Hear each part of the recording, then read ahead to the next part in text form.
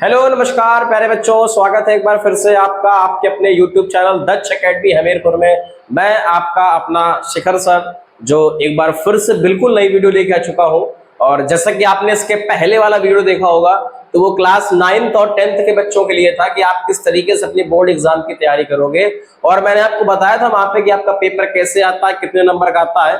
तो जिन बच्चों ने अभी तक उस वीडियो को नहीं देखा है तो आप हमारे चैनल पे जाकर के हमारे उस वीडियो को देख सकते हैं। और आज हम लोग उसी के आगे अपनी कंटिन्यू क्लास करेंगे और ये खास तौर पर ये वीडियो सिर्फ क्लास 10th वाले बच्चों के लिए है जो क्लास 10th यूपी बोर्ड में है। तो मैं आपको बताने जा रहा हूं इस वीडियो के माध्यम से कि जो आपका पेपर है उस पेपर में जो आपका लास्ट सेक्शन था, जिसको याद होगा तो मैंने बताया था कल के दिन पिछले वीडियो में कि जो आपका पेपर होता है वो 4 सेक्शन में बता होता है। और इन अगर 4 सेक्शन की बात करें तो इन 4 सेक्शन में से जो आपका डी नंबर का सेक्शन होता है जिसको आप लिटरेचर बोलते हो, उस लिटरेचर में हम आज बात करेंगे। इस लिटरेचर के बेटा 3 पार्ट होते हैं। पहला प्रोज होता है, दूसरा पोएट्री होता है और तीसरा सप्लीमेंट्री होता है। तो आज हम लोग इस पोएट्री के बारे में जानेंगे कि पेपर में जो पोएट्री होता है वो कितने नंबर का आता है और कैसे आता है। फिलहाल मैं इसके बारे में आपको बता चुका हूं, लेकिन आज मैं आपको बताऊंगा कि पोएट्री से आपको कैसे क्वेश्चन मिलेंगे, कितने क्वेश्चन मिलेंगे और कितने नंबर के मिलेंगे। तो आप लोग वीडियो में लगातार बने रहिएगा और देखते रहिएगा कि पोएट्री से कितने नंबर का पेपर में क्वेश्चन आता है। अगर मैं पोएट्री की बात करूं तो पोएट्री का मतलब होता है पोयम वाला सेक्शन आपका, जहां पर कविताएं होती हैं। अच्छा, कक्षा 10 में हो तो आपको एक बात बताई जाएगी कि आपके पेपर में एक टॉपिक आता है जिसको हम लोग बोलते हैं सेंट्रल आइडिया। आपने नाम सुना होगा इसका, हूबहू आपको आपके टीचर ने बताया होगा। सेंट्रल आइडिया नाम का एक टॉपिक होता है जो पेपर में आपके 3 नंबर का आता है। आपके पेपर में आपको पोयम लिखने के लिए आती है जो कि 4 लाइन की होती है और इस 4 लाइन के बदले आपको वहां पर 3 नंबर मिलते हैं। आपको एक स्टेंजा देता है, स्टेंजा समझते हो ना, पोयम की लाइनें, स्टेंजा देगा और इस स्टेंजा को आपको पढ़ना और पढ़ करके कुछ जवाब देने हैं। वो जवाब एमसीक्यू के फॉर्म में होते हैं, यानी मल्टीपल चॉइस क्वेश्चन के फॉर्म में होते हैं और वो 2 नंबर के होते हैं। तो आप देख सकते हो 3, 3 और 2 लगभग आपका 8 नंबर का पेपर सिर्फ और सिर्फ किससे आता है? पोएट्री से आता है। मैं आपको ये बात पहले भी बता चुका हूं कि आपको अगर पोएट्री पढ़नी है तो पोएट्री आपके क्लास 9th और 10th दोनों में बेटा कितने नंबर की आती है? 8 नंबर की। यदि पूरे लिटरेचर की बात करेंगे तो 35 नंबर का आएगा। कोई बच्चा कमेंट करके बता सकता है कि जब आपने प्रोस का नाम सुना था तो प्रोस कितने नंबर की आती थी? अच्छा, मैंने आपको सप्लीमेंट्री के बारे में बताया था। कोई बच्चा कमेंट करके बता सकता है क्या कि सप्लीमेंट्री कितने नंबर की आती है? मैं आपके कमेंट का इंतजार करूंगा, आप कमेंट करके बताइएगा कि प्रोस कितने नंबर का आता है। बेटा 15 नंबर का आता है। और इसका भी आप कमेंट करिए कितने नंबर का आता है। मैं आपको पहले से ही बता दे रहा हूं, ये 12 नंबर का आता है।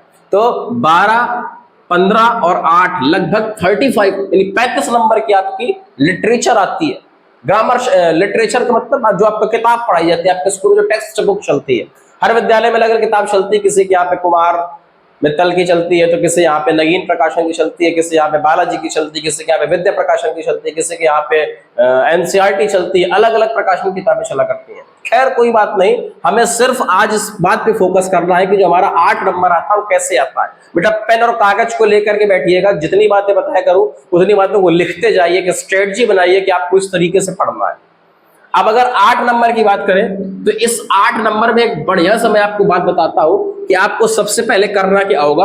आपको सबसे पहले बेटा 8 नंबर को पाने के लिए जो आपकी पोयम है, कुल मिलाकर के 10 टोटल पोयम है। आपकी टोटल 10 पोयम है। आपको इन 10 पोयम के नाम याद रखने पड़ेंगे कि कौन सी पोयम किस नंबर पे आती है। जैसे अगर मैं छोटी सी बात करूं तो जो आपकी पहली पोयम है उसका नाम क्या है बेटा? Dust of snow.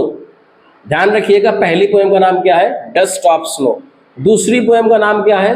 Fire and ice. तीसरी पोयम का नाम क्या है आपका? A tiger in the zoo. A tiger in the zoo. चौथी पोयम का नाम क्या है आपका? How to tell wild animals.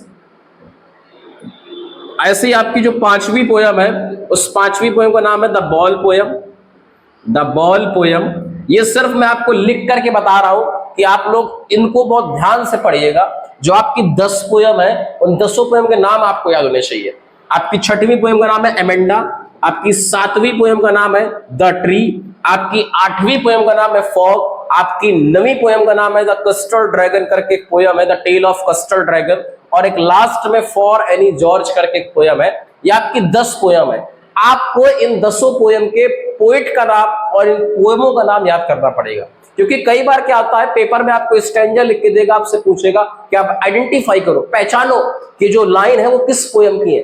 तो आप अगर पहचान लोगे तो ठीक है, आपको पोयम का नाम लिखने से आपको 2 नंबर मिल जाएंगे, आपको पोयम का नाम लिखने से, आपको पोइट का नाम लिखने से। और ऐसा नहीं कि अगर पोयम का नाम है टाइगर इन अ जू तो आपको यही लिखना है, टाइगर इन अ जू। ये नहीं कि आप ए हटा दो या द हटा दो और कह दो कि नहीं नंबर मिल जाएंगे, नंबर नहीं मिलेंगे। आपको पूरा हूबहू लिखना है कि जो यहाँ पर लिखा हुआ है, जो आपकी बुक में लिखा हुआ है, आपको वही नाम लिखना है। अच्छा, एक दूसरी बात, इससे तो आपके पेपर में क्वेश्चन आएगा ही आएगा।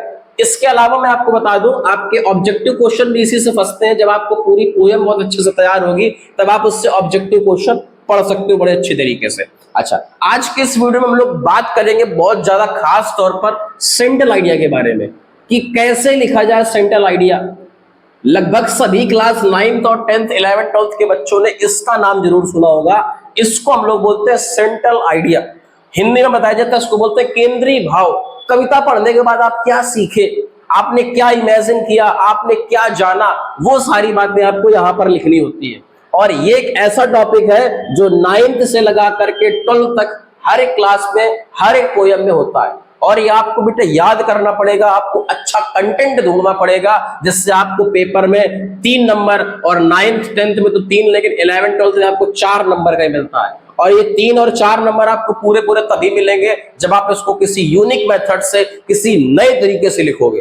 तो मैं आज आपको बताऊंगा कि आप किस तरीके से इसको और अच्छा बना सकते हो और अच्छा लिख सकते हो। तो एक बात याद रखना, आपको जब भी किसी भी पोयम का सेंट्रल आइडिया लिखना है तो पहले तो आपको पोयम का इंट्रो लिखना होगा। सपोज करो हम आज बात कर रहे हैं तुम्हारे डस्ट ऑफ स्नो की। आपकी एक पोयम है जिसका नाम है डस्ट ऑफ स्नो। अब अगर हम आपसे पूछे डस्ट ऑफ स्नो कैसी पोयम है, तो आपको बताना है कि डस्ट ऑफ स्नो एक सिंपल पोयम है। सिंपल का मतलब एक साधारण कविता है। अगर हम थोड़ा सा आपसे और पूछें कि डस्ट ऑफ स्नो को किसने लिखा था, तो आप बताओ कि इसको कंपोजिट किया था किसने? सर रॉबर्ट फ्रोस्ट ने। जब आप इतना हर एक पोयम में लिखते हुए चलोगे, यानी कहने का मतलब सपोज करो आपकी एक और इंपॉर्टेंट पोयम जिसका नाम फॉग है। ऐसे तो बहुत सारी पोयम है, लेकिन चलो मैंने फॉग की बात करी, तो आप यहाँ पर क्या लिख दोगे उसके बदले में? फॉग। इसके बाद आप क्या लिखोगे यहाँ पे? फॉग एक सिंपल पोयम है।